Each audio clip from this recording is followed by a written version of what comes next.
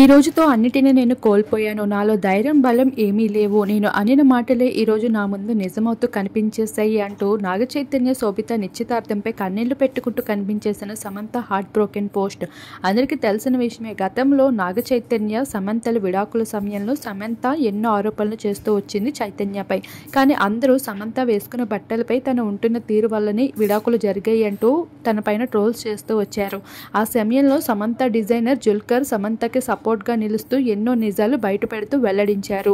ఎప్పుడు రిలేషన్షిప్లో అబద్ధాలు, రహస్యాలు దాగి ఉండవు. ఏ ఒక్క రోజైనా సరే చేసిన తప్పు బయటపడుతుంది. ఇక నీవాడైపోయాడు, కంగ్రాచులేషన్స్ అంటూ జుల్కర్ సైతం ఎన్నో ఆరోపణలతో నిలుస్తూ కనిపించాడు. అయితే ఆ పోస్టులన్నీ నాగచైతన్యకి మరో ఎఫ్ఐఆర్ ఉన్నట్లుగానే మాట్లాడుతూ రావడం జరిగింది.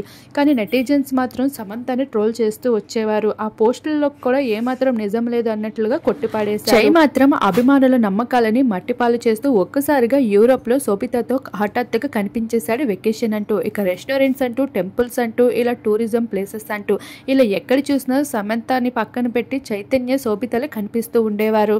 ఇలా విడాకుల తర్వాత శోభితతో అంత సన్నిహితంగా చైతన్య ఉండడానికి కారణం ఏంటి అంటూ ఎన్నో వార్తల్లో అభిమానులకి ప్రశ్నగా మిగిలిపోయింది. కానీ ఇప్పుడు వాటన్నిటికీ క్లారిటీ ఇస్తూ ఈరోజు సమంతతో గడిపిన ఇంట్లోని శోభితతో ఘనంగా కొంతమంది బంధుమిత్రుల సమక్షంలో నిశ్చితార్థం జరుపుకున్నారు.